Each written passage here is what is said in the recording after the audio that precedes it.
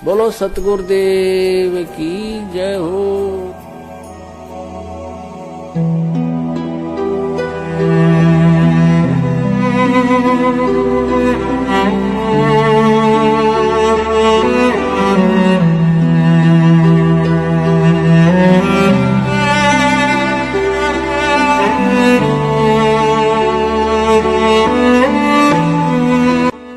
बंदी छोड़ सतगुरु रामपाल जी महाराज जी की जय हो। परमात्मा की सभी प्यारी आत्माओं को पवन दास जयपुर वाले का सत्साहिब। पुण्यात्माओं, सतगुरु रामपाल जी महाराज जी ने एक समय सत्संग के माध्यम से भक्ति विधान के विषय में बताया था कि नाम दीक्षा लेने से पहले गुरु के विषय में आपको जो भी जानकारी या खोजबीन करनी है तो कर लीजिए। पहले साल 2 साल जितना मर्जी सत्संग सुनकर अन्य संतों के ज्ञान से परख करना है तो कर लीजिए। गुरु और ज्ञान के विषय में जितनी भी आपके मन में भ्रांतियां और शंकाएं हैं उन्हें खत्म कर लीजिए। गुरु द्वारा दिए जाने वाले ज्ञान को गीता, बाइबल, वेद, कुरान, पुराण आदि किसी भी शास्त्र से मिलान करना है तो कर लीजिए। लेकिन नाम दीक्षा लेने के उपरांत अपने गुरुदेव पर शंका या किसी भी बात को लेकर उन पर अविश्वास जताना स्वयं की भक्ति व जीवन का नाश करने के समान है। संत रामपाल जी महाराज जी ने सैकड़ों बार जिक्र किया है कि ना ही तो मुझे नाम लेकर बकवाद करने वाले शिष्यों की जरूरत है और ना ही मुझे नकली संतों की तरह करोड़ 2 करोड़ चेले बनाकर महिमा की भूख है। सतलोक आश्रम बरवाला में केवल उन्हीं आत्माओं की जरूरत है जो तत्व ज्ञान को आधार बनाकर अपना आत्म कल्याण करवाने की इच्छुक हो। 18 नवंबर सन 2014 से पहले किसी भी भगत भाई बहन को गुरु और ज्ञान पर कोई शंका नहीं थी। आश्रम में ज्ञान के ऊपर बातें चलती तो हर कोई यही कहता था कि भाई ऐसा निर्मल और शास्त्र प्रमाणित ज्ञान तो आज से पहले कहीं सुना ही नहीं था। कोई कहता मैं तो 20 साल से राधा स्वामी पंथ में था, लेकिन सत्संग के नाम पर वही घिसी बीटी 2 बातें और कुछ नहीं। कोई कहता मेरी तो 3 पीढ़ियां कबीरपंथी हैं, लेकिन यथार्थ कबीरपंथ तो मुझे अब संत रामपाल जी महाराज जी की शरण में आकर मिला है। गुरु के विषय में बातें होती तो सबके मुख से यही निकलता था कि धन्य है हमारे भाग्य जो संत रामपाल जी महाराज जैसे सतगुरु मिले। कुछ कहते कि आशीर्वाद के समय उन्होंने जब पहली बार मेरे शीश पर हाथ रखा तो मुझे ऐसा लगा जैसे किसी ने मेरे सर से टनोटन भार उतार दिया हो। कोई कहता कि गुरुजी को जब पहली बार देखा तो ऐसा लगा जैसे मैं इनको सदियों से जानता हूँ और ये वही हैं जो आज बार बार मुझे सौपन में दर्शन दिया करते हैं। भंडारे की बातें होती तो भगत लोग यही कहते कि भाई ऐसा स्वादिष्ट भोजन जीवन में पहली बार खाया है। कुछ कहते कि ये खाना यहाँ का है ही नहीं, यह तो साक्षात सतलोक से आया है। लेकिन जैसे ही सतलोक आश्रम मैनेजमेंट की गलतियों व अहंकार के चलते बरवाला कांड 2014 हुआ तथा मीडिया ने आधा झूठ और आधा सच जनता के सामने परोसना शुरू किया तो उन 70% भक्तों को ज्ञान, गुरु, सत्संग, भगत और आश्रम को लेकर तरह तरह की शंकाओं ने ऐसे लपेट लिया जैसे भूखा अजगर बकरी को लपेटता है। जैसे ही मीडिया वालों ने सतलोक आश्रम के अंदर बना हुआ स्विमिंग पूल दिखाया, आश्रम के अंदर ही एक 5 मंजिला होटल जैसा शानदार बंगला दिखाया, उस बंगले के बाथरूमों में एसी लगी दिखाई, तो दुनिया के उन सभी सर्वश्रेष्ठ तत्व ज्ञान प्राप्त भक्तों को शंका होने लगी कि गुरुजी को क्या जरूरत थी आश्रम में स्विमिंग पूल बनाने की, इतना बड़ा आलीशान बंगला बनाने की। गुरुजी हमें तो कहते हैं कि बच्चों, तुम्हें इस काल लोक में कम से कम सुविधाओं का इस्तेमाल करते हुए एक साधारण जीवन जीना है और खुद ने नहाने के लिए भी स्विमिंग पूल बनवा रखा था। हमें तो कहते थे कि घर तो 3.5 हाथ, गढ़ा तो 3.25 और खुद 5 मंजिला आलीशान कोठी में रहते थे। भाई, गुरुजी को संत होकर इन सब की क्या जरूरत थी? कबीर साहिब भी तो एक झोपड़ी में रहकर साधारण सा जीवन जिया करते थे। गुरुजी अपने आप को परमात्मा कबीर साहब का भेजा हुआ प्रतिनिधि बताते हैं कि मुझे परमात्मा ने अपनी पावर देकर भेजा हुआ है। फिर गुरुजी को 30-30 बंदूक वाले बॉडीगार्ड की क्या जरूरत थी? दुश्मन तो बनारस में कबीर साहिब जी के भी थे, लेकिन उन्होंने तो कभी अपने साथ एक लठैत भी नहीं रखा।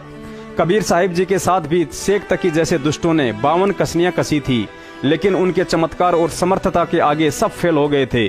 फिर गुरुजी के पास अगर कोई शक्ति थी तो बरवाला कांड में कोई चमत्कार क्यों नहीं दिखाया? पुण्यात्माओं, बरवाला कांड के बाद सैकड़ों की संख्या में ऐसे ऐसे महापुरुषों की शक्ल दास की आंखों के सामने आज भी घूम रही है, जिन्होंने अपने घर से गुरुजी की फोटो और पुस्तकें फटे पुराने बोरे में डालकर कुएं में फेंक दी थी और आज गुरुजी के वकील बनकर उनसे मिलने के लिए हिसार जेल में जाते हैं। नाम बताऊंगा तो उस पाखंडी व्यक्ति को आज रात नींद नहीं आएगी। जिस भक्ति को शिखर में पहुंचाने के लिए आज दुनिया का एकमात्र संत 2-2 बार जेल जा चुका है, दो कौड़ी के इंसानों की गालियां खाता है, अपने भाई बंधु और परिवार के जुल्म सहता है, उस भक्ति के विषय में आदरणीय गरीबदास जी महाराज जी ने पवित्र ग्रंथ साहिब में राम राय जी को समझाते हुए बताया था कि भाई राम राय, सूली ऊपर सेज सुनोरे झूमकरा, कि राम राय, परमात्मा कबीर साहिब जी की ये सत भक्ति करना किसी ऐरे गहरे और घिसे पिटे कुसंस्कार वाले जीव के बस की बात नहीं है। इस भक्ति पर तो लाखों में से कोई एक सूरमा ही बड़ी मुश्किल से टिक पाता है। गरीबदास जी महाराज ने सूली के विषय में बताया कि पहले के समय में बड़ा दोष साबित होने पर राजा लोग दोषी व्यक्ति को सूली तोड़ने की सजा सुनाया करते थे, जो आज की उम्र कैद और फांसी से भी कई गुना अधिक कष्टदायी होती थी। जल्लाद लोग एक 5 से 6 फीट का आगे से नुकीला भाले के जैसा मजबूत सरिया जमीन में गाड़ देते थे और दोषी व्यक्ति को रस्सियों से बांधकर उस नुकीले सरिये के ऊपर बैठा दिया जाता था। वह सरिया धीरे धीरे उस व्यक्ति के गुदा द्वार से सिर के बीचों बीच बाहर निकलता था। उस कष्ट को बयान नहीं किया जा सकता। ठीक ऐसे ही एक कबीर जी की सत भक्ति है। समझो भगत की सेज अर्थात बिस्तर उस सूली के ऊपर बिछा हुआ है। अगर जरा भी मर्यादा खंडित हुई तो यह काल 84 लाख योनियों में ठोक देता है। और काल का पहला दाव है कि इस जीव को सतगुरु से दूर करना। उसके लिए यह क्या क्या घटिया तरीके और घातक सूक्ष्म हथियारों का इस्तेमाल करता है, परमात्मा ही जानते हैं। ऐसा ही हथियार और एक घटिया चाल चलते हुए काल भगवान ने शैतान बना भगवान नामक पुस्तक को 15 साल बाद फिर से मोहरा बनाया है। दास ने यह मनगढ़ंत पुस्तक आज से 2 साल पहले ही पढ़ ली थी। आपको जानकर हंसी भी आएगी कि यह पुस्तक परम संत सतगुरु रामपाल जी महाराज जी को टारगेट करते हुए एक ऐसे व्यक्ति ने लिखी है जो किसी जमाने में उनका शिष्य हुआ करता था। नाम है संजय उर्फ संत कृष्णदास जी महाराज, जिला अंबाला, हरियाणा। इसके नाम से ही साबित हो रहा है कि किसी जमाने में संत रामपाल जी महाराज की शरण में यह व्यक्ति भगत बनकर मोक्ष प्राप्ति की उम्मीद में आया था, या उनसे थोड़ा बहुत ज्ञान, ध्यान और समाधान लेकर संत का चोला धारण करने की इच्छा से भगत बनने का नाटक करने आया था। संत कृष्णदास महाराज की तरह और भी कई ऐसे महापुरुष हैं जो सतगुरु रामपाल जी महाराज जी से विमुख होकर अपना अलग से चिमटा गाड़ चुके हैं। और यह कोई बड़ी बात भी नहीं है, क्योंकि कबीर साहिब जी अपनी वाणी में बताते हैं कि साहिब के दरबार में गाहक कोटि अनंत, 4 चीज ये चाहते, रिद्धि सिद्धि मान महंत। एक और वाणी में परमात्मा ने बताया कि साहिब के दरबार में ऐसा कोई एक, इन तीनों को छोड़कर वो चाहे पुरुष अलेख। दास ने 2 साल पहले ही इस मनगढ़ंत पुस्तक शैतान बना भगवान को पढ़कर रद्दी में डाल दी थी। लेकिन काल तो काल है, वह तो अपने स्वार्थवश कचरे का भी सदुपयोग करना जानता है और अपने कुछ एजेंटों के माध्यम से उस परम संत को भक्तों व दुनिया की नजरों में गिराने का घटिया कुप्रयास करवाने की कोशिश कर रहा है। लेकिन वो कहावत है ना कि 100 गीदड़ मिलकर भी एक शेर का शिकार नहीं कर सकते। और अपने संत बनने के घटिया मंसूबों में सफल ना होने पर जिस गुरुद्रोही व्यक्ति संत कृष्णदास महाराज द्वारा यह पुस्तक लिखवाकर काल जिसका शिकार करने की फिराक में है, वह शेर नहीं बल्कि अध्यात्म का बब्बर शेर है। और उस बब्बर शेर के सामने जब 650 साल पहले दिल्ली के बादशाह सिकंदर लोदी के दरबार में हाथी ने लीद कर डाली थी, तो आज इस कृष्णदास जैसे 2 कौड़ी के गीदड़ों की क्या औकात है जो संत रामपाल जी महाराज जी के ज्ञान आधारी मजबूत पौधों का पत्ता तक हिला दे। शैतान बना भगवान पुस्तक के लेखक का असली नाम संजय दास था। बाद में छुड़ानी धाम के अवधूत स्वामी भगत राम जी से दीक्षा लेकर आज अंबाला में स्वयं संत कृष्णदास महाराज बनकर लोगों को फर्जी दीक्षा दे रहा है। यह व्यक्ति सन 1994 में संत रामपाल जी महाराज जी का शिष्य बना था। 5-6 साल तक उनके साथ सत्संगों में आता जाता रहा। उसके बाद सितंबर सन 2000 में इसके जीवन में क्या भूकंप आया, देखिए इसी पुस्तक के पेज नंबर 8 पर, जब यह डोंगी संत कृष्णदास अपने चेलों को झूठी बकवास सुना रहा था। पुण्यात्माओं, इस कृष्णदास और इसके चेलों के इस बनावटी संवाद को जरा गौर से पढ़ना और सुनना, क्योंकि आगे जब इस झूठ का विश्लेषण किया जाएगा तो आपको समझने में आसानी रहेगी। पुण्यात्माओं, ये पुस्तक है शैतान बना भगवान, इसका पेज नंबर 9 है। और आप जिसे प्रार्थना है इसको थोड़ा ध्यान से सुनना, इसकी एक एक बात को, क्योंकि आगे परमात्मा इसका विश्लेषण करवाएंगे तो आप जी को समझने में आसानी होगी। ये जो संजय है, संजय उर्फ कृष्णदास महाराज, ये अपने शिष्यों को बता रहा है सतगुरु देव जी के विषय में। क्या बता रहा है? प्रश्न नंबर 60 पर मुझे संत रामपाल दास को नाम देने की आज्ञा मेरे पूज्य गुरुदेव स्वामी राम देवानंद जी ने दी। कबीर साहिब हमारे परमेश्वर हैं। पुण्यात्माओं, इस लाइन को ध्यान से पढ़ना। कबीर साहिब हमारे परमेश्वर हैं, वे समय समय पर मुझ दास को संभालते रहते हैं। यानी ये गुरुजी के विषय में बता रहा है कि संत रामपाल जी महाराज ने एक पुस्तक में लिखा है कि कबीर जी हमारे परमेश्वर हैं और वे समय समय पर मुझ दास को संभालते रहते हैं। आगे फिर ये अपने चेलों को क्या बता रहा है, इन सभी ढोंगी बनावटी बातों का एक ही उत्तर मैं आपको समझाऊंगा। परमेश्वर कबीर साहिब जी को तो एक नौकर बना लिया जो टाइम टाइम पर इनकी संभाल करते रहते हैं। दिव्य दृष्टि दे दी जो सब ब्रह्मांडों को देखकर चित्र बनाए हैं। एसी गाड़ी में बैठे बैठे दिव्य दृष्टि सारे ब्रह्मांडों ने देख ले से। आसन लगाकर बैठना, थोड़ी देर मालिक का ध्यान करना, यो तो ढोंगियों का काम होता से, संतों का थोड़ी होता है। संतों इसी गाड़ी में बैठकर मोबाइल फोन सुनते सुनते चारों तरफ तय राइफल बंदूक पिस्तौलों वालों का पहरा लगाकर दिव्य दृष्टि ने खोल ले से। जब सब देखकर चित्र बनाए से। सन 1951 में कबीर साहिब जी ने भेजा था और परमेश्वर कबीर साहिब मार्च 1997 से मिल गए थे। उसके बाद संभाल रहे हैं। अभी आगे अपने भक्तों को क्या कह रहा है, मेरे प्यारे भक्तों, परमेश्वर कबीर की प्यारी जीव आत्माओं इस प्रकार की ढोंग की बातें बताकर ये भोले भाले जीवों को अपने जाल में फंसाते हैं। मेरी आंखों के सामने की घटना सन 2000 में घटी, जो मैं उस समय इनके संत रामपाल दास जी के साथ रहता था। भक्ति का प्यासा था। सतगुरु गरीबदास महाराज जी की फूल रूपी वाणी का मैं भंवरा था। महाराज की वाणी प्रचार में दिन रात इनके साथ रहता था। न धूप न छाया न दिन न रात कुछ भी नजर नहीं आता था। बस एक ही लक्ष्य होता था कि महाराज जी सतगुरु जी की वाणी का प्रचार अखंड पाठ करते और कराते हैं। इसमें हर प्रकार से सेवा करते हुए शरीर को पूरा कर देना है। दूसरा कभी लक्ष्य ही नहीं है। ये तो मेरे बंदी छोड़ कबीर साहिब जानते हैं, आप नहीं जान सकते। परंतु मेरे जीवन में सितंबर 2000 में एक भयंकर तूफान आया जिसने मेरे कुछ अज्ञान के पर्दे दूर किए। अब ध्यान से सुनना पुण्यात्माओं कि इसके जीवन में 2000 में क्या घटना घटी जो इस मूर्ख के अज्ञान के सारे पर्दे हटा दिए। रात्रि 12 बजे जब चिड़ी गांव से सत्संग करके जगत गुरु तत्वदर्शी संत रामपाल जी, उनका ड्राइवर जयवीर कपूरा करोथा वाला, सोमवीर करोथा वाला और मैं स्वयं भूतपूर्व नाम संजय भगत जी और सेवक सुनील दास एक टाटा सुमो गाड़ी में बैठकर चिड़ी गांव से लाखन माजरा रोड पर चले। अब आगे ये क्या बताना चाहेगा इसमें कि भाई संत रामपाल जी महाराज कहते हैं कि मुझे दिव्य दृष्टि मिली हुई है, मुझे परमात्मा मिले हुए हैं, मुझे समय समय पर संभालते रहते हैं। तो इन तीनों चीजों को ये अपने चेलों को समझा रहा है कि उनको कितनी दिव्य दृष्टि प्राप्त है और कितना उनको कबीर साहिब जी संभालते हैं। सुमो गाड़ी में बैठकर चिड़ी से लाखन माजरा रोड पर चले। दिव्य दृष्टि का प्रमाण 1997 में कबीर साहिब ने दर्शन दिए, उसका प्रमाण समय समय पर संभालते रहते हैं, उसका प्रमाण। तो चिड़ी गांव से एक मारुति कार पीछे लगी और उसने 2 किलोमीटर गांव से दूर जाकर संत रामपाल जी की गाड़ी की आगे अड़ा दी। 3 बदमाश टाइप के नौजवान लड़के उतर आए और आते ही गाड़ी की चाबी निकाल ली। हम सबको नीचे उतार लिया और सन 1951 में परमेश्वर जी के भेजे हुए जगतगुरु को भी गले से पकड़कर नीचे उतार लिया और गंदी गंदी गालियां दी जो मैं यहाँ नहीं लिख सकता। लगभग 200 फुट दूर ले गए। 5 मिनट तक आपस में बातचीत चलती रही। क्या बातें हुई मुझे मालूम नहीं। उसके बाद गाड़ी के पास ले आए। हम सबको कान पकड़वा दी और कहा यदि ऊपर उठोगे तो जान से मार देंगे और हमारी पिटाई करने लगे और जगत गुरु जी के भी कान पकड़वा दिए और लात घुसे मार कर बोल रहे थे कि बोल मेरी मौसी के घर फिर जाएगा। जगत गुरु जी मना कर रहे थे, कभी नहीं जाऊंगा, आज बख्श दो, फिर प्रचार करेगा। जगत गुरु जी बोले कभी नहीं करूंगा और नाक से 7 लकीर निकलवाई और कहने लगे आज तो छोड़ देता हूँ, अगर आगे कहीं हरियाणा में प्रचार करते मिल गए तो घसीट घसीट कर मारूंगा, जा भाग जा हरामजादे। और इतना कहकर पिटाई करते करते चाबी वापस दे दी और हमारे को कहने लगे कि इस लुच्चे आदमी की गैलियां मिल गए हो, तुम्हारा भी नंबर लगेगा।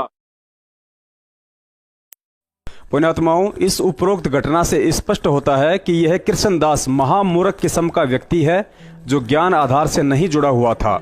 ऊपर वीडियो में आपने जो चिड़ी गांव वाली घटना सुनी, उसके बाद यह मूर्ख व्यक्ति कृष्ण कह रहा है कि इस घटना ने तो मेरी सोच ही बदल डाली, क्योंकि संत रामपाल जी महाराज कहते हैं कि जिसकी दिव्य दृष्टि खुल जाती है वह एसी गाड़ी में बैठा बैठा भी ब्रह्मांडों को देख सकता है। और इसी आधार से उन्होंने ब्रह्मांडों का लघु चित्र भी बनाया था। यदि संत रामपाल जी महाराज की दिव्य दृष्टि खुल गई थी तो उन्हें यह क्यों दिखाई नहीं दिया कि चिड़ी गांव से बाहर निकलने के बाद कुछ लड़के मारुति गाड़ी लेकर उनके साथ साथ हमें भी लात घुसू से मारने वाले हैं। पुण्यात्माओं, कबीर साहिब जी कहते हैं कि वाणी ही से पहचानिए कुटिल नीत की घात, अंदर की करनी की निकले मुख से बात। इस महामूर्ख व्यक्ति कृष्णदास के मुख से निकले इसके शब्द ही यह साबित करते हैं कि इसकी सोच और बुद्धि का स्तर पहले भी पशु तुल्य था और आज भी है। पुण्यात्माओं, याद करो 650 साल पहले की वह घटना जब कबीर साहिब जी ब्राह्मणों के सत्संगों में जाकर उन्हें ब्रह्मा विष्णु महेश जी के विषय में सवाल किया करते थे तथा एक सत्संग में उन ब्राह्मणों ने कहा कि कबीर, तेरा तो कोई गुरु ही नहीं है, फिर तू क्या जाने इन वेद शास्त्रों को। तो कबीर साहिब जी ने कह दिया था कि पंडित जी, मेरा भी वही गुरु है जो आपका गुरु है। और जब इस बात की शिकायत ब्राह्मणों ने स्वामी रामानंद जी से की तो रामानंद जी आग बबूला हो गए और कबीर साहिब जी को पकड़ कर लाने के लिए कहा। और सबको पता है 5-7 ब्राह्मणों का टोल कबीर साहिब जी को पकड़ने के लिए जुलाहों की बस्ती में गया और कबीर जी के साथ साथ उनके माता पिता नीमा नीरू जी को भी लाठियों से खूब पीटा। अब इस प्रकरण को सुनकर या पढ़कर क्या इस पुस्तक के लेखक मूर्ख व्यक्ति कृष्ण की तरह अपने स्वयं की घटिया सोच से आज हम भी ये भक्ति और कबीर साहिब जी को त्याग दें कि कबीर जी को तो असंख्य ब्रह्मांडों का स्वामी व दिव्य दृष्टि युक्त कहा जाता है, तो उस समय उनकी दिव्य दृष्टि कहाँ चली गई थी जब उन पंडितों ने स्वयं कबीर साहिब जी को व उनके माता पिता को लात घूंसों से मार मार कर अधमरा कर दिया था। आगे इस मूर्ख व्यक्ति की शंका है कि संत रामपाल जी महाराज तो कहते हैं कि मुझे 1997 में पूर्ण परमात्मा कबीर साहिब जी आकर मिले थे, उसके बाद समय समय पर संभालने की कहकर अंतर्ध्यान हो गए। अर्थात संत रामपाल जी महाराज के इस कथन से तो कबीर साहिब जी उनके नौकर हो गए जो उन्हें समय समय पर संभालते रहेंगे। पुण्यात्माओं, दास को हंसी आ रही है इस अनाड़ी व्यक्ति कृष्ण के घटिया बुद्धि स्तर पर। आखिर छुड़ानी धाम के किस मंद बुद्धि महंत ने इस पशु को संत कृष्णदास महाराज की उपाधि देकर संत का चोला पहनाकर अंबाला में बैठा दिया। विचार करें, एक पिता अपने बच्चे को अच्छी शिक्षा के लिए घर से दूर शहर की किसी बढ़िया स्कूल में प्रवेश दिलवाकर वही हॉस्टल में उसके रहने खाने की सारी व्यवस्था करवाकर वापस घर को चलते समय उस बच्चे से कहे कि बेटा अच्छे से पढ़ाई करना और घबराने की कोई बात नहीं है, मैं समय समय पर तुझे संभालता रहूंगा, चिंता मत करना। तो क्या वह पिता उस बच्चे का नौकर बन गया? नहीं, क्योंकि यह उस पिता की जिम्मेदारी बनती है कि वह अपने बच्चे को संभालता रहे ताकि बच्चा अपने आप को असुरक्षित और अकेला महसूस ना करे। परमात्मा कहते हैं, अंधे की बाँ पकड़ी अंधे ने, ये मार्ग कौन बतासी। छुड़ानी धाम के अवधूत स्वामी भगत राम जी के इस काल प्रेरित शिष्य कृष्णदास महाराज द्वारा अपनी घटिया सोच आधार से अपने पहले गुरु संत रामपाल जी महाराज जी में दोष निकालना अपने आप में एक मूर्खता की मिसाल है। असल में यह व्यक्ति भगत नहीं बल्कि काल एजेंट था। अगर इसका उद्देश्य शिष्य बनकर भक्ति ही करना होता तो छुड़ानी धाम के महंत अवधूत स्वामी भगत राम जी से दीक्षा लेकर एक भगत बनकर भक्ति करता, न कि अंबाला में आश्रम खोलकर संत गिरी का ढोंग करके अपने साथ साथ सैकड़ों व्यक्तियों को शिष्य बनाकर उनका जीवन बर्बाद करता।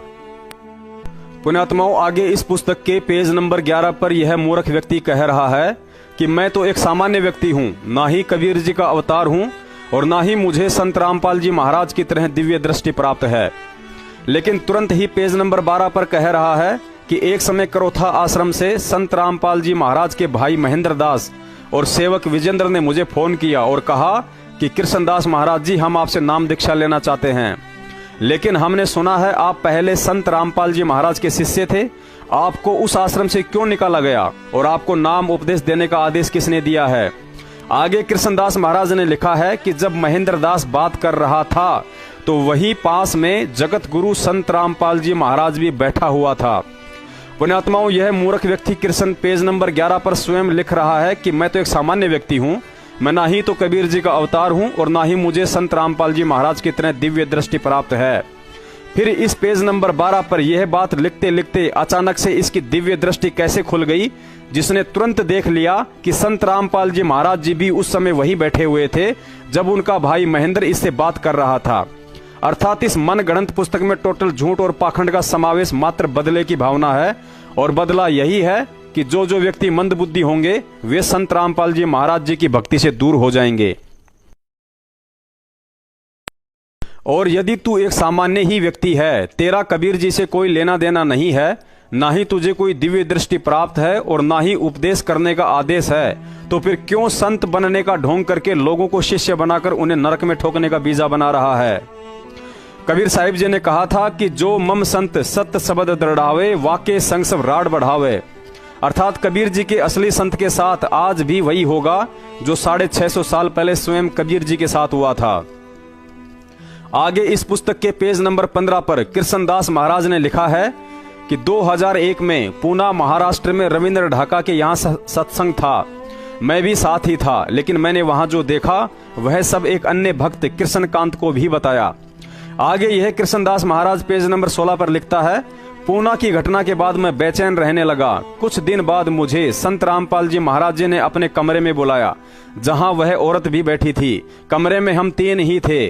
संत रामपाल जी महाराज जी का पैर उस औरत की जांघ के ऊपर रखा हुआ था और वह औरत उनके पैर दबा रही थी।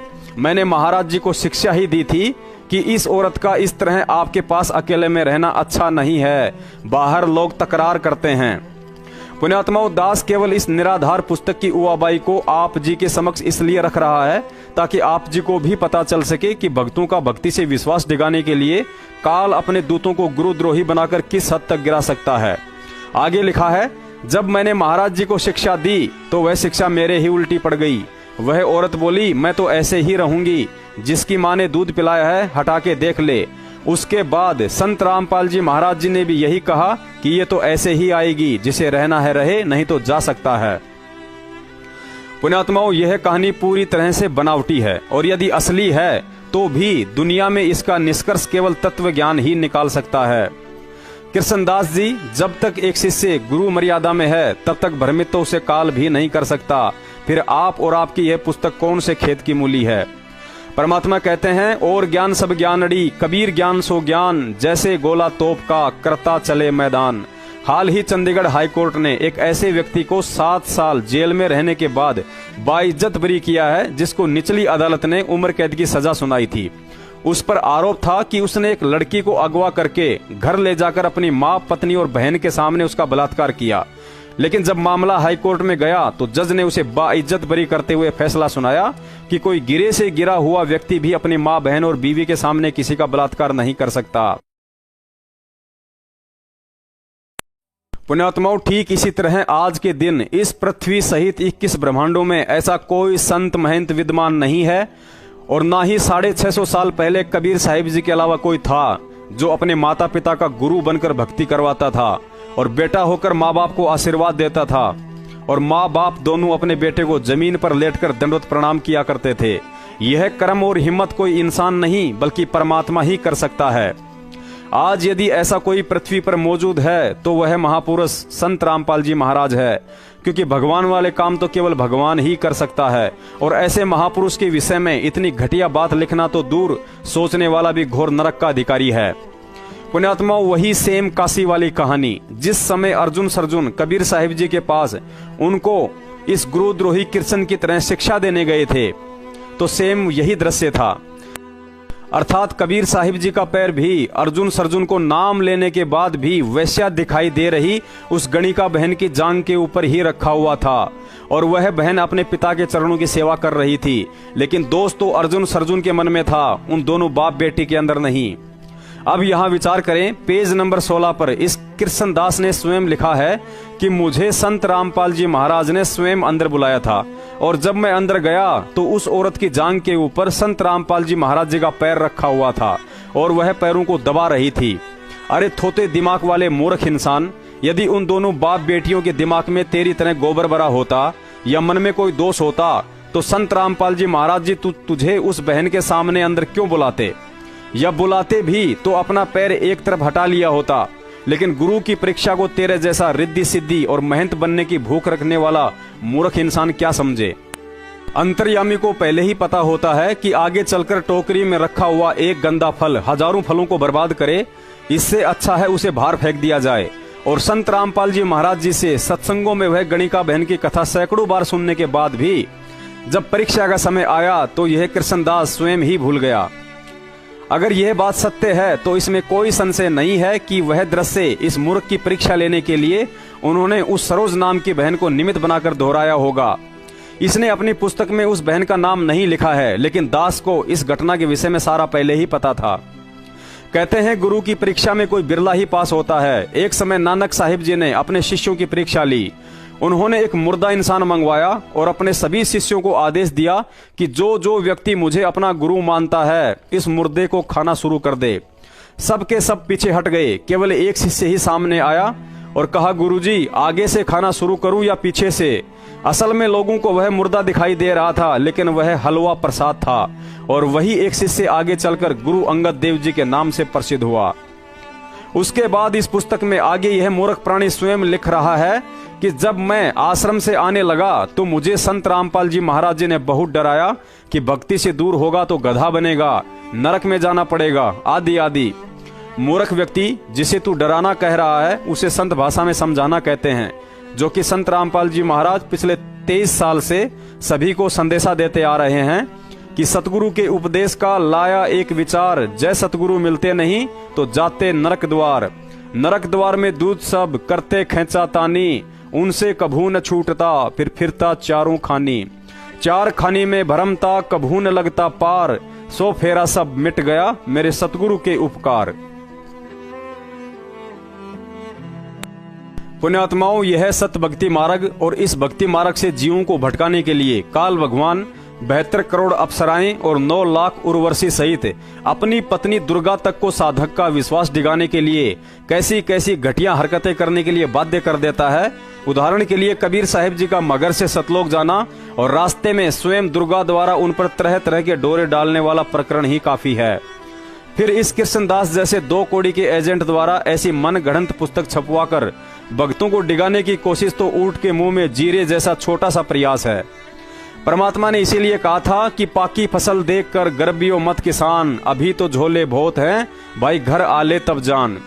दुनिया भूल चुकी है तो याद दिला देते हैं कि 650 साल पहले कबीर साहिब जी ने तत्व ज्ञान की उल्टियां कर रहे अपने 64 लाख शिष्यों की परीक्षा लेने के लिए एक गणिका बहन जो नाम उपदेश से पहले वैश्या का कर्म करती थी उसे निमित्त बनाया और कुछ ऐसा खेल रचा कि जगत के साथ साथ हम 64 के 64 लाख मूर्खों ने कबीर साहिब जी को भड़वा भड़वा कहकर त्याग दिया था।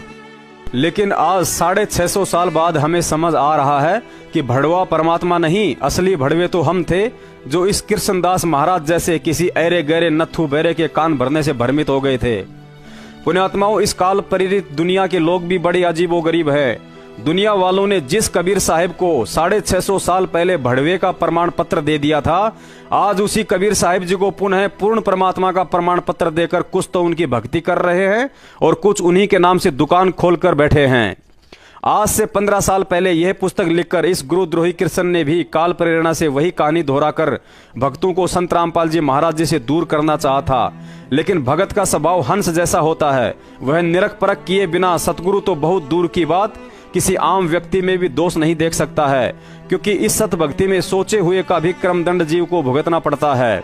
इस कृष्ण जैसे पाखंडी लोगों ने ही कबीर साहिब जी के विषय में हम 64 लाख को उल्टा पाठ पढ़ाकर उनसे दूर कर डाला था, जिसकी सजा हम आज तक भुगत रहे हैं। देखिए इस मन गढ़ंत पुस्तक शैतान बना भगवान का वही पेज नंबर 16, जिसको पढ़ने के बाद आप जी को पता चलेगा कि इस कलयुगी गुरुद्रोही कृष्ण की बुद्धि का स्तर अर्जुन सर्जुन से अधिक नहीं है, जो कबीर साहिब जी को शिक्षा देकर उनके ही गुरु बन बैठे थे। उन्होंने कहा था कि गुरुजी यह नीच का घर है, आपको यहाँ नहीं बैठना चाहिए था, बाहर काशी में आपकी बदनामी हो रही है। और ठीक यही शब्द इस पुस्तक के 16 नंबर पेज पर इस मूर्ख कृष्ण ने स्वयं अपने हाथों से लिखे हैं। पुण्यात्माओं, देखिए इस पुस्तक का पेज नंबर 16, जिस पर यह मूर्ख व्यक्ति कृष्ण लिख रहा है। तो मैंने हिम्मत सी करके कहा कि यह औरत अकेली अंदर आती है, और जब आप पूना गए उस दिन से पूरा दिन व पूरी रात यह अंदर आपके कमरे में ही रही। यह सब अच्छा नहीं है, हम गलत नहीं सोचते, परंतु यह सब अच्छा नहीं है। मैंने तो एक शिक्षा ही दी थी, परंतु उल्टी मेरे ही पड़ गई। पुण्यात्माओं, गुरुजी ने एक सत्संग में बताया कि 2 लड़के स्वांग देखने गए थे। उस स्वांग में एक स्त्री और पुरुष एक्टिंग कर रहे थे। एक साथी ने कहा कि देखो यह लड़की कितनी सुंदर है। साथी ने कहा कि यह लड़की नहीं बल्कि लड़का है, लेकिन वह मानने को तैयार नहीं था। स्वांग खत्म होने के बाद वह लड़का अपने साथी को उस कमरे में ले गया जहां लड़की की एक्टिंग कर रहा वह लड़का लड़की वाले अपने सभी कृत्रिम अंग उतारकर खूंटी पर टांग रहा था।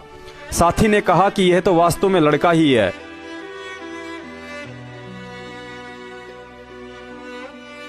पुण्यात्माओं, गुरुजी ने बताया जब अगली बार वह लड़का दोबारा स्वांग देखने गया तो वही लड़की और लड़का एक्टिंग कर रहे थे, लेकिन उसके मन में जरा भी उन्हें देखकर लड़की वाले भाव नहीं आ रहे थे, क्योंकि उसे पता चल गया था कि ये दोनों लड़के हैं, केवल बनावटी वस्त्र और अंग लड़की वाले पहन रखे हैं। पुण्यात्माओं, ठीक ये स्थिति संत की होती है। जब इस बात की जानकारी सतगुरु रामपाल जी महाराज जी के लाखों भक्तों को हो चुकी है कि असल में हम सब आत्मा हैं और काल भगवान ने इस आत्मा के ऊपर जीवों को मोह माया में फंसाने के लिए नर और नारी करके यह बनावटी खोल पहना रखी है, तो बुद्धिमान व्यक्ति विचार कर सकता है कि लाखों लोगों की सोच बदलने वाले परम संत रामपाल जी महाराज जी की स्वयं की क्या सोच होगी। दूसरी बात, सतगुरु रामपाल जी महाराज जी को केवल वही व्यक्ति पहचान सकता है जो कोयल का बच्चा होगा। गुरु आश्रम में हो या किसी भगत के घर, यदि एक शिष्य या शिष्या को उनके पास रात दिन रहकर सेवा का अवसर मिल जाए तो उस आत्मा के लिए इससे बड़ा सौभाग्य और क्या हो सकता है। शिष्य और गुरु का रिश्ता बाप बेटी के रिश्ते से कई गुना बढ़कर होता है। इसे कोई मूर्ख क्या समझे। ये तो ऐसा है जैसे गूंगा व्यक्ति गुड़ खाकर उसका स्वाद नहीं बता सकता। केवल इस रिश्ते को शुद्ध आत्मा ही अनुभव कर सकती है। बाकी आरोप लगाने वालों ने तो साक्षात कबीर साहिब जी को भी नहीं बख्शा था। कबीर साहिब जी कहते हैं, गुरु करो 10 पांचा, जब तक ना मिले गुरु सांचा।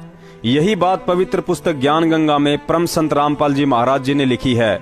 यदि मुझसे उपदेश लेने के बाद भी आपको यह ज्ञान समझ में नहीं आता है तो बेहिचक अपना गुरु बदल सकते हैं, लेकिन साथ ही भक्ति विधान के हिसाब से एक हिदायत भी दी है कि अपने गुरु की निंदा कतई ना करें, क्योंकि संत का निंदक पाप का भागी बनता है और गुरुद्रोही कहलाता है।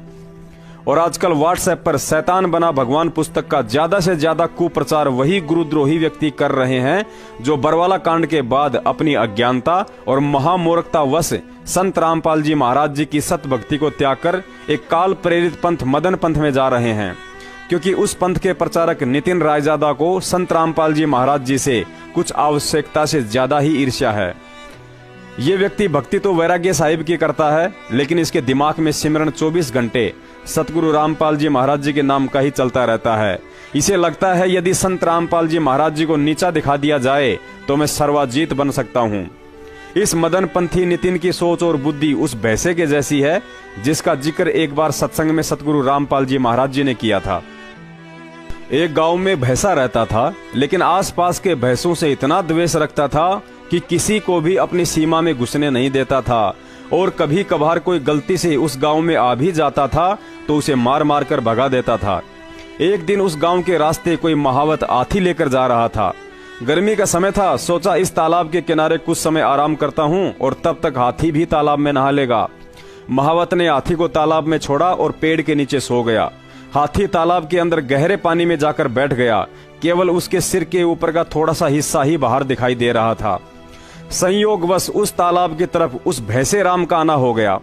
जब उसे तालाब में हाथी के सिर का थोड़ा सा वह काला काला हिस्सा दिखाई दिया तो आग बबूला हो गया और सोचने लगा कि मेरी इजाजत के बिना किस गांव के भैंसे की इतनी औकात हो गई इस तालाब में नहाने की। गुरुजी बोले, भैंसा उसे मारने के खातिर 100 की स्पीड से दौड़ा और पानी में छलांग लगा दी। जैसे ही उसने पानी में छलांग लगाई तो हाथी भी खड़ा हो गया। अब जैसे ही हाथी खड़ा हुआ तो गुरुजी हंसते हुए बोले, पहली बार इतना बड़ा जानवर देखकर भैंसे का टट्टी पेशाब दोनों निकल गए, और जितनी तेजी से तालाब में घुसा था उतनी ही तेजी से बाहर को भागते हुए 2 किलोमीटर दूर जाकर देखा कि आज ये क्या बला थी। अब तक इस नितिन जैसे लोगों का पाला केवल भैंसे से ही पड़ा था। अब पहली बार अध्यात्म के हाथी परम संत रामपाल जी महाराज जी से आमना सामना हुआ है, और अंत में सिवाय गोबर करते हुए भागने के अलावा इसके पास और कोई चारा नहीं बचेगा। पुण्यात्माओं, सतगुरु के मुख कमल से निकली कोई भी वाणी या शब्द अनायास नहीं होता है। उसका एक गहरा और गूढ़ अर्थ होता है। ये अलग बात है कि हम उसे समझ नहीं पाते। यदि सतगुरु रामपाल जी महाराज जी ने कबीर सागर और सूक्ष्म वेद से कुछ वाणियां छांटकर हमें नित्य नियम बनाकर दिया है, या अपने सत्संगों में वे बार बार हमें सुनाते हैं, तो समझो वाणियों का गहरा राज है। ऐसी ही एक वाणी है, द्वार धनी के पड़या रहे और धक्के धनी के खा, सो काल झकझोल ही पर द्वार छोड़ ना जा। यहाँ सतगुरु ने हमें शिक्षा दी है, अभी तक तुम काल के ग्रास थे, लेकिन अब तुम युगों युगों से थक हार कर इस काल की कैद से निकलकर मेरी शरण में आ चुके हो। परंतु काल भी प्रबल शक्ति है, अपना शिकार इतनी आसानी से छोड़ता नहीं है। मैं तुम्हें तत्व ज्ञान देकर मजबूत बनाऊंगा तो काल भी उतनी ही तेजी से अज्ञान फैलाकर तुम्हें पुनः भ्रमित करने की हर संभव कोशिश करेगा। मैं तुम्हें सत्य से परिचित कराऊंगा तो काल भी उतनी ही तेजी से तुम्हें किसी न किसी बहाने झूठ की नाव में सैर करवाने का भरकस प्रयत्न करेगा। मैं तुम्हें भक्ति और भगवान पर विश्वास दिलाने के लिए 100 सत्य प्रमाण दिखाऊंगा तो दूसरी तरफ ये काल तुम्हारे सामने सैकड़ों सफेद झूठ परोसेगा जो बूर के लड्डू की तरह होगा, दिखने में सुंदर लेकिन खाने में 2 आने के भी नहीं। ऐसा ही एक और बूर का लड्डू इस पुस्तक शैतान बना भगवान के पेज नंबर 5 पर जबरन परोसा गया है। कृष्णदास महाराज लिखता है कि स्वयं मेरे सामने महेंद्र ने शब्द उच्चारण किए हैं, हमें तो ज्ञान नहीं था, पहले अज्ञान में समय बर्बाद कर दिया, हम दोनों भाई बैठकर पीते थे। वाह रे मेरे कृष्णदास महाराज, तूने उदाहरण भी दिया तो ऐसे महापुरुष का दिया। जब 100 झूठे इंसान मरते हैं तो उस जैसा एक पैदा होता है, यानी महेंद्र भगोड़ा। बरवाला कांड के बाद इस महेंद्र के चरित्र को देखने के बाद संत रामपाल जी महाराज का भगत जरूरत पड़ी तो कुत्ते की बात पर यकीन कर लेगा, लेकिन इस दुष्ट महेंद्र की बातों पर नहीं। हमने गुरु संत रामपाल जी महाराज को बनाया है, काल एजेंट महेंद्र को नहीं। और ना ही हमें तेरी और तेरे बाप महेंद्र की बातों पर कोई यकीन करना है, क्योंकि तू 2001 में ही गुरुद्रोही बन चुका था और महेंद्र 2014 के बाद बन गया। पुण्यात्माओं, इसीलिए दास ने यह पुस्तक आज से 2 साल पहले ही रद्दी में डाल दी थी, क्योंकि इस पुस्तक में लिखी किसी भी बात का कोई ठोस आधार या प्रमाण नहीं है और ना ही इन बातों का वर्तमान में कोई वजूद है। और रही बात शराब पीने की, तो मूर्ख प्राणी कृष्णदास यह बात नारद जी से जाकर बोल कि तेरा गुरु कालू झिमर तो नाम लेने से पहले शराब पीता था, मांस खाता था, तू उसे छोड़ क्यों नहीं देता। यह बात जाकर उन 100 करोड़ हिंदुओं को बोल कि तुम जिस रामायण को पढ़कर पंडिताई कर रहे हो, उस रामायण को लिखने वाले वाल्मीकि जी पहले मांस खाते थे और शराब पीते थे, अतः तुम इस रामायण को पढ़ना छोड़ क्यों नहीं देते। और फिर आकर मुझे बताना कि नारद ने कालू झिमर को त्याग दिया या हिंदुओं ने रामायण को पढ़ना त्याग दिया। और यदि नहीं तो तेरे बराबर नीच इंसान कोई दुनिया में नहीं जो ईर्ष्यावश कुछ भी लिख रहा है।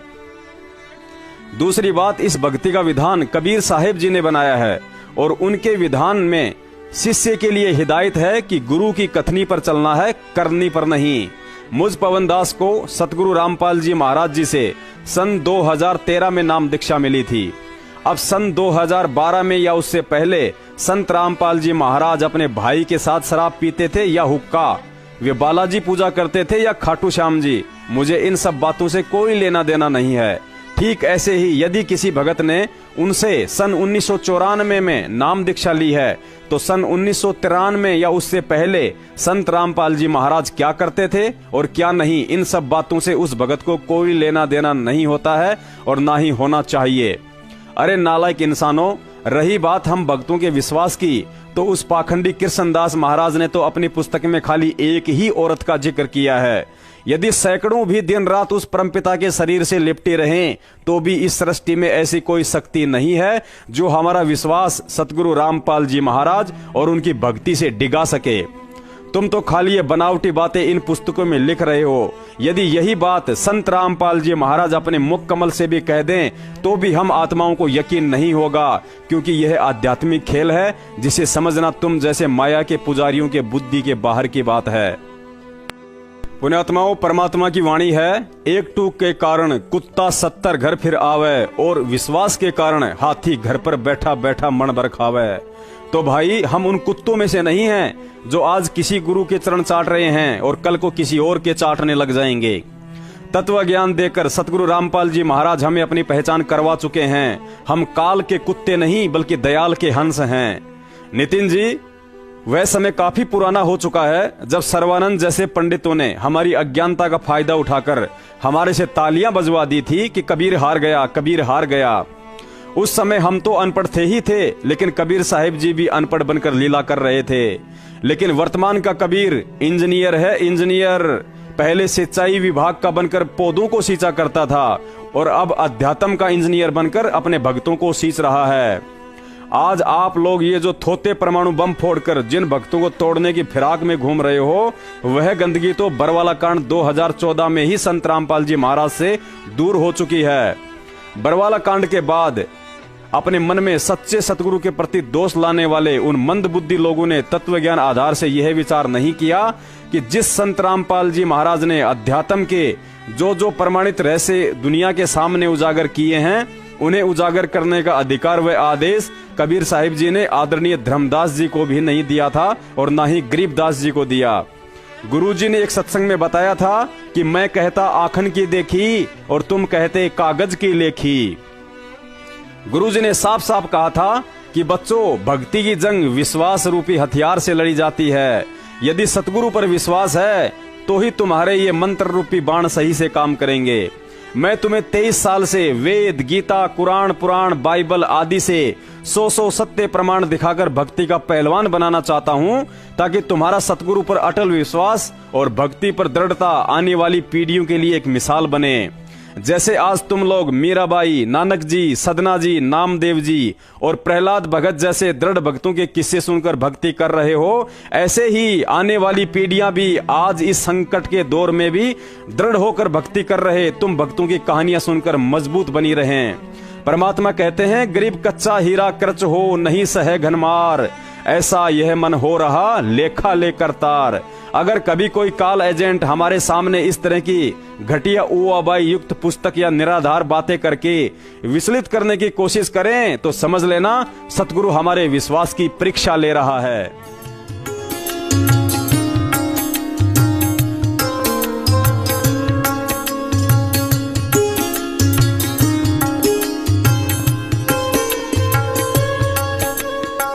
गुरु मानुष कर जानते ते नर कहिए अंध, ओ है दुखी संसार में फिर आगे काढ़ के फंदे। कहते ऐसे महापुरुष को एज ए तुम मनुष्य ट्रीट करोगे तो लाभ नहीं मिलेगा। उसके लिए परमात्मा क्या कहते हैं कि गुरु गोविंद कर जानियो रहियो शब्द समाए, मिले जब दंडवत बंद की नहीं पल पल ध्यान लगावे। कि गुरु को परमात्मा जानकर आप व्यवहार करना। अपना तो एक सीधी सी बात है, जैसे ये दास परमात्मा ने भेज दिया तो दास वो परमात्मा नहीं है जिसकी आपको चाह है, लेकिन इस दास को एज ए गॉड ना मानोगे, भगवान की तरह नहीं मानोगे तो वो भगवान नहीं मिल सकता। अब जैसे एक गणित का एक प्रॉब्लम आती है, गणित में एक प्रश्न आता है, उसमें मूलधन ज्ञात करना होता है, बाकी दर भी टाइम भी सारा कुछ दिया होता है। तो उस मूलधन तो अरबों खरबों में होता है, अरबों खरबों का अमाउंट कई करोड़ रुपए का होता है। तो उस कई करोड़ अरब खरब के मूलधन को जानने के लिए आपको मानना पड़ता है सपोज मूलधन इज 100 रुपीज। जो मूलधन है वो 100 रुपये, मान लो मूलधन 100 रुपये मानकर हम सवाल निकाला करते, प्रॉब्लम हल करते थे। तो वो प्रश्न का हल ऐसे ही होगा ना, हो ही नहीं सकता। लेकिन वो 100 रुपये मूलधन नहीं है, लेकिन वो मानना पड़ेगा, तब उससे वो दर निकलेगी और उसके बाद फिर कैलकुलेशन करके हम निकालते हैं। वो ओरिजिनल मूलधन तब प्राप्त होता है, तब हम सफल होते हैं। इसी प्रकार आप जी ने इस दास को मानना पड़ेगा। मान लो रामपाल भगवान, रामपाल वो भगवान नहीं है।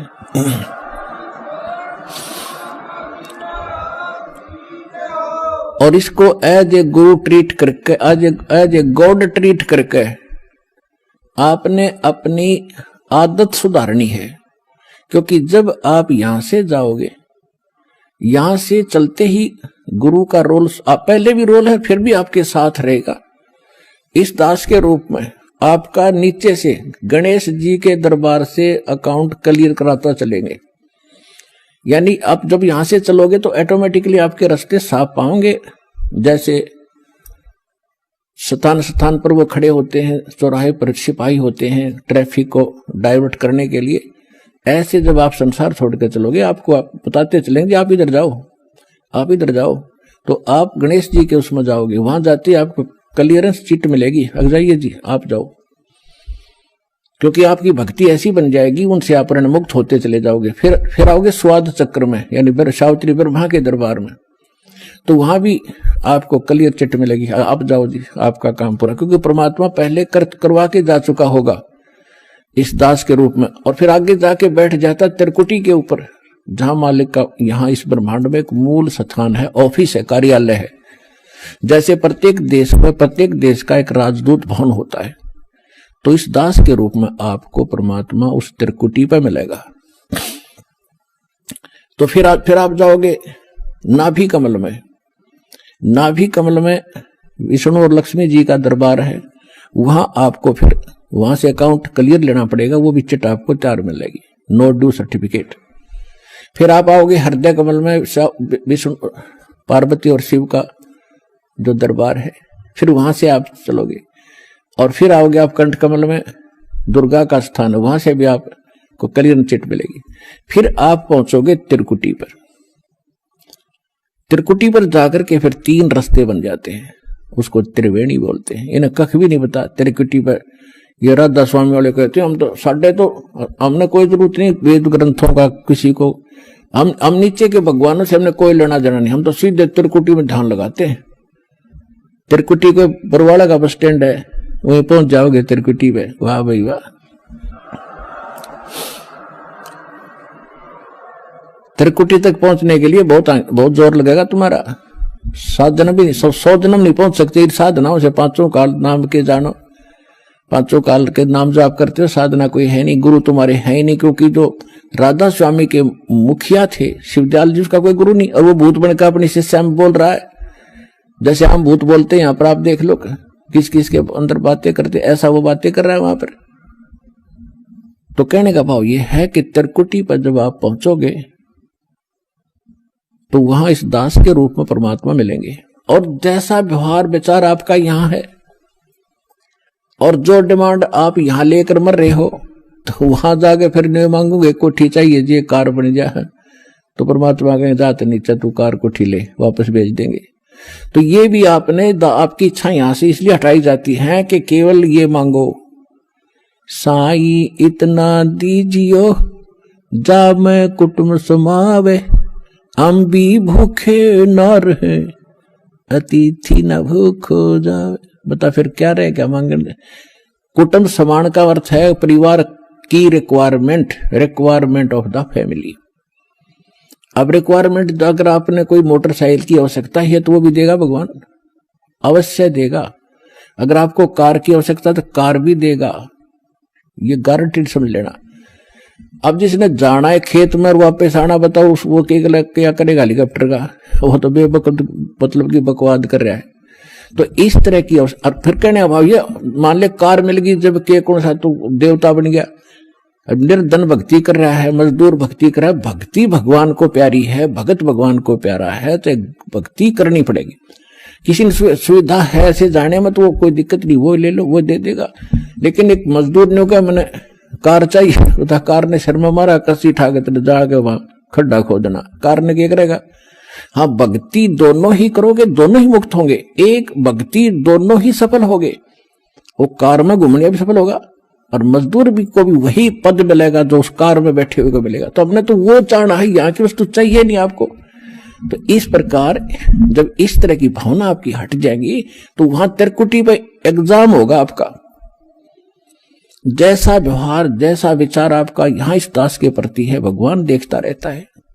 कहते मौला बैठा मोर्चे और देखे जन की भेड़, दवा 10 कोट जम किंकर तहां एक नाम की खेड़। अब जैसे यहाँ आपको तरीके बताए जाते हैं, उदाहरण और एग्जाम्पल दे दे के, कथा सुना के, कि परमात्मा जब तपस्या पर आए काल के इस लोक में, तो धर्मदास जी को परमात्मा बता रहे हैं कि जब मैंने उस काल को ये कहा, परमेश्वर कबीर जी बता रहे हैं कि जब मैंने उस काल को ये कहा कि मैं नीचे जाऊंगा और सब जीवों को बताऊंगा तो भगवान नहीं है, और सब गलत मंत्र जाप कर रहे हैं, उनको यथार्थ ज्ञान दूंगा, यथार्थ मंत्र दूंगा और सब जीवों को पार करके सतलोक ले जाऊंगा, तूने बहुत दुखी कर दिया इनको, भगवान की आत्माओं को। तब वो काल इतना ताकतवर है कि मेरे ऊपर झपट्टा मारा मारने के लिए, तो मैंने सतनाम का जाप शुरू कर दिया। और जो ही मैंने सिमरण किया श्वास से, ऐसे गिर गया जैसे पक्षी की पांख कट जाती है। तो कहने का भाव ये है कि जब आप पर कोई आपत्ति आती है, प्रथम मंत्र मिला है तो उसका सिमरण कर दिए शुरू, और सेकंड मिला है सतनाम तो सतनाम का सिमरण शुरू कर दीजिए। सार नाम मिला है तो वो तो कहना है क्या है, वो सिमरण कर दीजिए। तो तीनों ही एक जैसा प्रोटेक्शन करेंगे यहाँ की आपदाओं में। तो यहाँ परमात्मा हमें बताना चाह रहे हैं, तो यहाँ हमें बताना चाह रहे हैं कि जब कोई भी आपत्ति आवे तो अपने श्वास का सिमरण आपने शुरू कर देना चाहिए। और उस श्वास उसके अंदर जैसे मौला बैठा मोर्चे और देखे जन की भेड़, भेड़ माने भिड़ंत, यानी किस तरीके से ये लड़ता है। जैसे एक सैनिक है और उसके पास बंदूक है, गन है, अब वो गन न छोड़ के और पत्थर ठाको मारने चल रहे तो किसा क्या कल है उसके अंदर। तो आपको ये सतनाम, ये नाम की एक बंदूक दे रखी है, हथियार दे रखा है इस काल के दूतों के साथ लड़ने के लिए। अब जब आपके ऊपर आपत्ति आती है, यम के दूत आते हैं, तो परमात्मा ने लिखा, गरीबदास जी ने लिखा है कि वो परमात्मा आपकी हर गतिविधि देखता भक्त की, और आपको ये भी देखता है कि ये किस तरह से उनसे निपटेगा काल के दूतों से। कहते 12 करोड़ यम के दूत, 4 दूतों की तो बात ही छोड़ो जो तुम्हें लेने आते हैं। अगर 12 करोड़ यम के दूत सामने खड़े हों और आपने एक सिमरण कर दिया, वो 12 करोड़ न्यू पड़ेंगे, जाके एक दूसरे के ऊपर उछलते भागते नजर आओगे, न्यू मैदान साफ कर जाएंगे।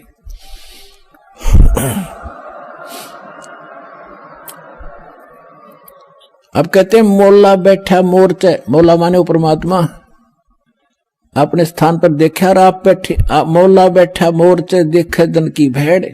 जो मोर्चे में भक्त बैठा है, यानी मोर्चा है हमारा काल का ही, उसके साथ हम लड़ रहे हैं, संघर्ष कर रहे हैं, भक्ति कर रहे हैं, सिमरण कर रहे हैं। और कहते हैं उस जैसे आपत्ति आती है उस समय अपना सिमरण शुरू करो दाता का, सब बातें भूल के। और वहां नो का हरी मां मर गया बचाइए तो कहेगा भगत है वो। तो परमात्मा ये देखता है कि वहां आप कैसे, कौन सा फार्मूला अपनाओगे, तो वो तरीके आपको यहां बताए जाते हैं। तो वहां एग्जाम होगा त्रिकुटी बजा का आपका। तो यहां परमात्मा कहते मौला बैठा मोर्चा देखे जन की भेड़, आपकी लड़ाई देखता है, भिड़ंत देखता है, यो कैसे मुकाबला करता है। बंदूक धर के पत्थर ठाता है या बंदूक दिखावा है, तो फिर ज्यादा फर्क पड़ जाए, बंदूक दिखाते हैं। तो सिमरण स्वरूप नाम के सिमरण से संकट टलेंगे। और कहते हैं 12 कोट जम किंकर जहां, 12 दूत यम के दूत सारे के सारे आपके सामने आ जाओ, और एक नाम की खैड़, खैड़ माने टक्कर नुमारा, सब गिरता चल तगड़ा आदमी होता है। तो ऐसे वो मंत्र की इतनी जबरदस्त शक्ति है, क्योंकि ये ज्ञान जो बोला गया था सिंपल और अनएजुकेटेड व्यक्ति थे, उनको सिंपल लैंग्वेज में समझाना था। तो वो परमात्मा आपकी भिड़ंत यानी आपकी एक्सरसाइज देखता है कैसे कर रहा है। तो वो जैसे इस दास के साथ आप व्यवहार, जैसे आप यहाँ डिमांड करते हो, तो धीरे धीरे देखो प्रथम बार को भक्त आता है उसको तो कंपलसरी है, वो तो मांग गएगा, और ये भगवान देगा ही देगा, इसके घर में कोई घाटा है कोई नहीं। ज्ञान इसलिए दिया जाता है कि तू क्या मांग रहा है उतना मांग ले जितनी तुझे जरूरत है, और बाकी भगवान पर छोड़, उसने क्या पता नहीं मेरे बच्चे को क्या आगे आवश्यकता है, आगे तैयार खड़ा पाओगा आपके आपसे पहले खड़ा मिलेगा, इसको किस चीज की आवश्यकता है। पति भरता जमी पर जो धर पाओ, समर्थ झाड़ू देत है ना काटा लग जाए।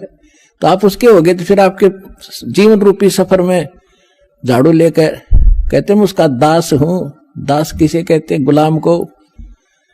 भगवान दास भी पीछे रह जाए, लेकिन भगवान आपकी पुकार से सुनते ही आगे खड़ा पाओगा, और उसको पहले भी खड़ा पाएगा कि मेरा बच्चा आ रहा है, और साफ कर दूं कि इसके कर्म के कांटे ना चुभ जा। तो इतना आपने इस मालिक में समर्पित होना पड़ेगा पतिव्रता की तरह, तब लाभ होगा।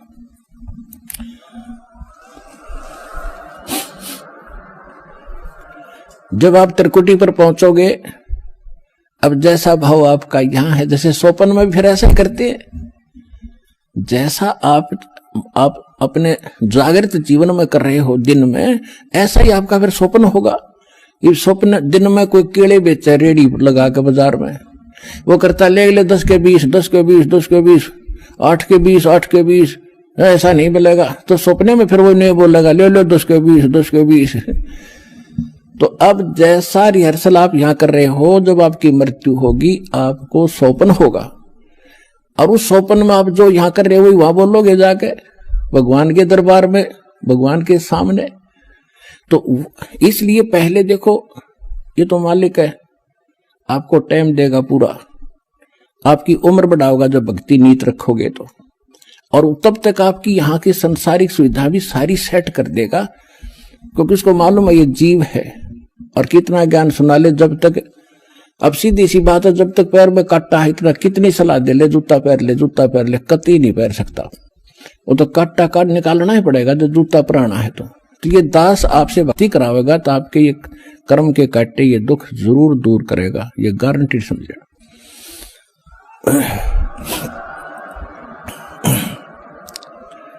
तो उसके लिए आपको धैर्य रखना पड़ेगा, धीरे धीरे रे मना धीरे सब कुछ हो, और माली सीते सौगड़ा ऋतुआएं फलो। फिर गुरु मानुष कर जानते, गुरु बिन माल, गुरु मानुष कर जानते ते नर कहीं है अंध, ओ है दुखी संसार में फिर आगे काल के फंद। परमात्मा आपको त्रिकुटी में मिलेंगे, वहां जाते आप समर्पित हो, जैसे दंडवत करोगे तो देखोगे मुंह की तरफ, और परमात्मा जिधर जाएंगे आप पीछे पीछे वहीं भाग लोगे, वहीं साथ जाओगे। तो वहां आपको धर्मराज के दरबार में ले जाया जाएगा, गेल जाएंगे दाता साथ में इस दास के रूप में। भाई कर ले गुरु वकील मुकदमा भारी है। परमात्मा सब तरह की सलाह देते हैं कि गुरु आपके एज एडवोकेट का भी काम करेगा उस धर्मराज या न्यायाधीश के दरबार में, जो यहाँ का चीफ जस्टिस है 21 ब्रह्मांड का, एक ब्रह्मांड का। तो वहां साथ जाएंगे दास के रूप में परमात्मा, और उनको कहेंगे कि सर निकालो गीता अध्याय नंबर 18 के श्लोक नंबर 66 को, ये विधान है भगवान का, सर्वधर्मान परित्यज माम एकम शरणम व्रज अहम तवा सर्व पापे भयमुक्षामि मा शुच। वो किताब खुल जाएगी गीता वहीं पर कि इस तेरे भगवान की बोली हुई है ये, इस ब्रह्म की। और देखो ये क्या कहता है कि मेरे सत्र के सब पूजा मुझे दे दो और फिर तुम जाओ, अब जी छोड़ो इसको। ये ओम नाम का जाप जो सतनाम में जो सेकंड मंत्र जो आपको दिया जाता है, उसमें प्रथम जो मंत्र है सतनाम 2 अक्षर का, जो पहला अक्षर का मंत्र है ये ब्रह्म का है ओम, इसकी कमाई वहां दे देंगे, फिर वो ऑटोमेटिकली छोड़ देंगे, आ जाओ जी आप फिर।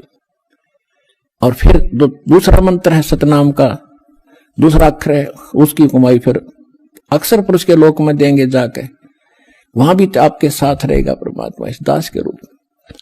और जब फिर 11वां द्वार पार किया, फिर 12वें द्वार को पार करके तब सतलोक में जाया जाएगा। ये 11वां द्वार को 10वें द्वार तक टकरा है, एक न कि 11वीं खिड़की पर सुन ली अधूरा सधूरा, ये थे नीम हकीम, ये मधु परमहंस रांझडी वाला, 11वीं खिड़की आगे किसी नहीं पाई आज तक, ये थे काल के दूत। और परमात्मा को पता था कि इन मेरा संत धोएगा जाके सारे की पोल पाड़ देगा, तो वो 12वां द्वार पार करके सतलोक में प्रवेश करेंगे और तब वहां चले जाएंगे जहां लौटकर कभी नहीं आते।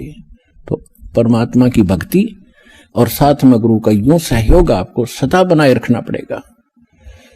गुरु को सिर पर राखियो, गुरु सौंप्या से सौंप्या गुरुदेव को, सफल हुआ ये शीस नित्यानंद, इस शीस पर आप बसे जगदीश।